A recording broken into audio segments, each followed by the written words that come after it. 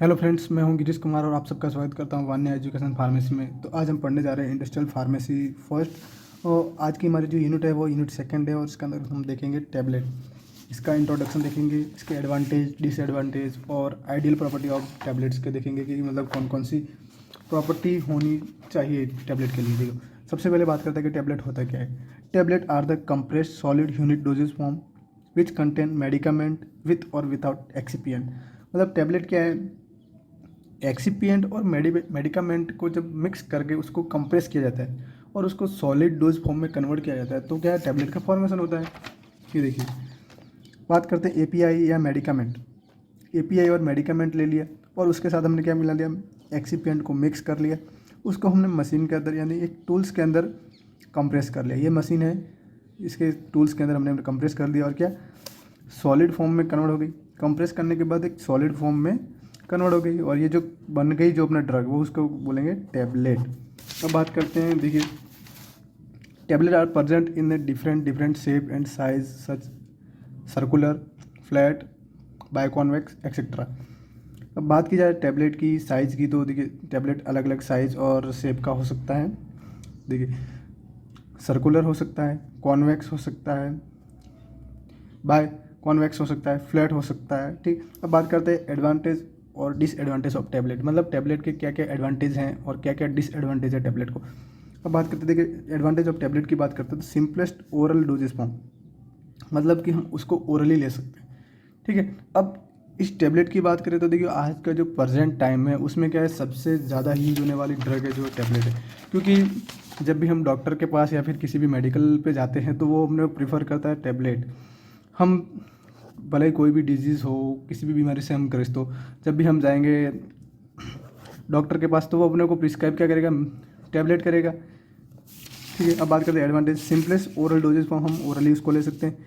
Easy to administrate, मतलब हम उसको आसानी से ले सकते हैं, मतलब इसमें कोई इरिटेशन नहीं होता। जैसे कि हम इंजेक्शन लेते हैं, पेरेंटल जो रूट होता है वैसा इसमें ऐसा कुछ नहीं रहता, लेकिन बहुत आसानी से इसको एडमिनिस्ट्रेट कर सकते हैं। चीप एंड नॉट एक्सपेंसिव, और मतलब ज़्यादा महंगे नहीं होते, सस्ते आते हैं कि हर एक व्यक्ति इसको परचेज कर सकता है। अब आते ग्रेटेस्ट डोजेज डिसीजन।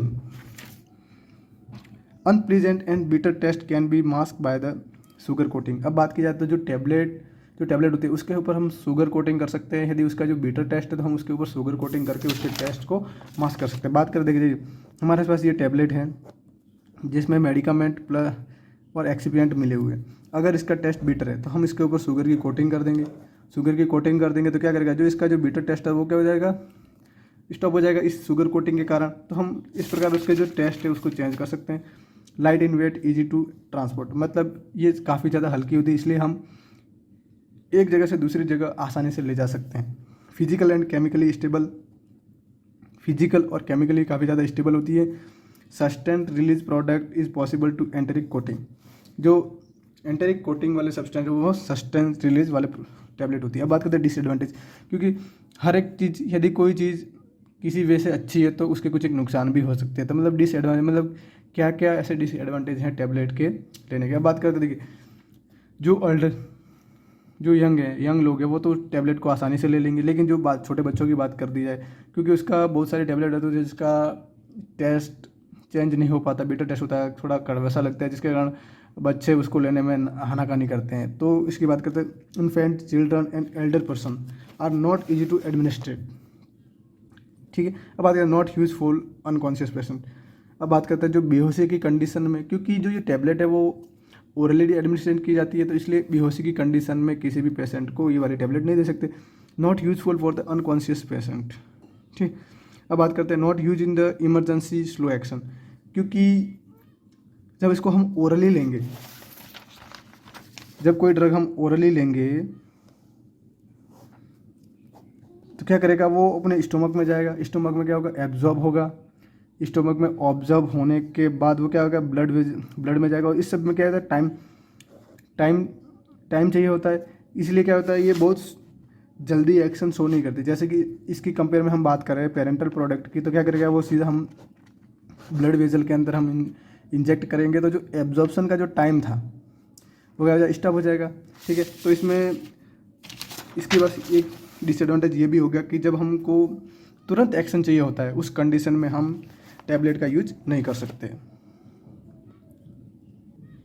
अब बात करते हैं आइडियल प्रॉपर्टीज़ ऑफ टैबलेट, कि कोई टैबलेट है उसकी क्या क्या आइडियल प्रॉपर्टी होनी चाहिए। ठीक है, बात करते हैं a pharmaceutical tablet should have the elegant product which have the proper shape and size appearance.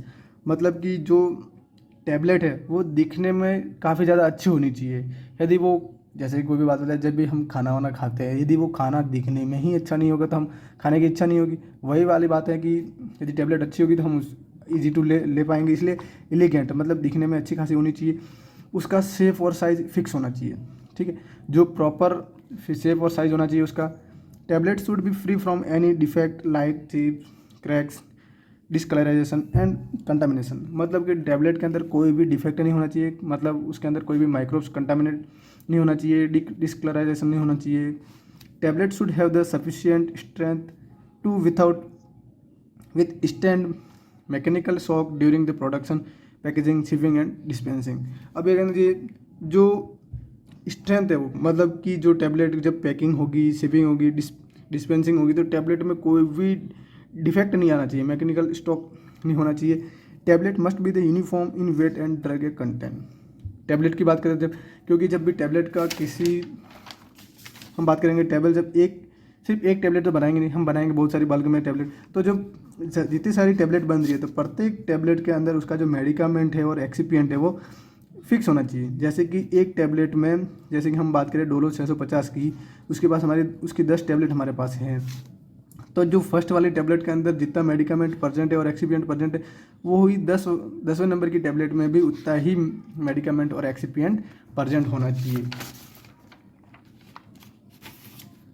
Tablet must be able to release medicament in the predictable and reproductive manners and get absorbed into the systemic circulation। अब बात करते हैं कि जो tablet है वो क्या systematic circulation के थ्रू जाती है। अब इसका डिसएडवांटेज एक ये भी है, देखो उस वहाँ मैंने नहीं बताया, लेकिन इसकी बात करें बायोअवेलेबिलिटी की, क्योंकि ये स्टोमक से होता हुआ जाएगा तो इसमें बायोअवेलेबिलिटी होती है, क्योंकि इसको ओरली एडमिनिस्ट्रेट किया जाता है, डायरेक्ट पेरेंटल के थ्रू हम इसको ब्लड स्ट्रीम में ऐड नहीं कर सकते। इसलिए क्या कहता है वो मेटाबॉलिज्म के कारण उसकी बायोअवेलेबिलिटी घट जाती है। तो सबसे ज़्यादा बायोअवेलेबिलिटी पेरेंटल प्रोडक्ट की रहती है, फिर उसके बाद सॉलिड प्रोडक्ट जो भी हम ओरली लेते हैं उसकी आ जाती है। Tablet and medicament excipient should have the chemically and physically stable over time. मतलब कि हर एक सिचुएशन में हम ऐसी टैबलेट बनाएंगे, क्योंकि जो हमारा बात करें हमने भारत की या फिर पूरे विश्व की बात करें तो भौगोलिक परिस्थितियाँ, मतलब हर अलग अलग जगह का अलग अलग क्लाइमेट है, तो वो फिजिकली और केमिकली स्टेबल होनी चाहिए हम, क्योंकि हर जगह टैबलेट की रिक्वायरमेंट होगी। यदि कोई ऐसा एरिया है जहाँ पर क्या क्लाइमेट ज़्यादा ठंडा है, वो एरिया ऐसा है जहाँ पर क्लाइमेट ज़्यादा गर्म है, तो हम उसके अकॉर्डिंग जो टैबलेट है वो क्या होनी चाहिए, स्टेबल रहनी चाहिए। अब बात करते हैं क्लासिफिकेशन ऑफ टैबलेट, कि हम टैबलेट को किस प्रकार से क्लासीफाई कर सकते हैं। फर्स्ट वन है, देखो टैबलेट इंजेस्टेड ओरली। हम बात करते हैं कि टैबलेट किस किस वे से हम एडमिनिस्टर कर सकते हैं, उसके अकॉर्डिंग हमने इसको क्लासीफाई किया गया है। देखिए टैबलेट इंजेस्टेड ओरली, इसके अंदर कंप्रेस्ड टैबलेट हो गया, एग्जाम्पल के लिए पैरासीटामोल, ठीक है, क्योंकि उसको कंप्रेस मेडिकामेंट और एक्सिपिएंट को मिक्स करके कंप्रेस किया जाता है मशीन के थ्रू और फिर उसको सॉलिड फॉर्म में कन्वर्ट कर दिया जाता है। मल्टीपल कंप्रेस टैबलेट होगी, सस्टेन रिलीज टैबलेट होगी, एंटरिक कोटेड टैबलेट होगी, शुगर कोटेड टैबलेट होगी, शुगर कोटेड जिसमें हम बीटर जो टेस्ट है उसको मास्क कर देते हैं, फिल्म कोटेड टैबलेट होगी, चिवेबल टैबलेट होगी, ऐसी टैबलेट जिसको हम चबा सकते हैं, ठीक है। अब बात करते हैं tablet use in the oral cavity. हम क्या ओरली हम एडमिनिस्टर करते हैं, सीधा स्टमक के अंदर जाएगी। दूसरी बात करें tablet use in the oral cavity buccal tablet होगी, सबलिंगुअल टैबलेट हो गया, ट्रोज एंड। अब अगर डेंटल कॉन्स की बात करें, tablet administrate by other routes, कि हम और कौन से अदर रूट्स है जिसके थ्रू हम टैबलेट को इंजेक्ट कर सकते।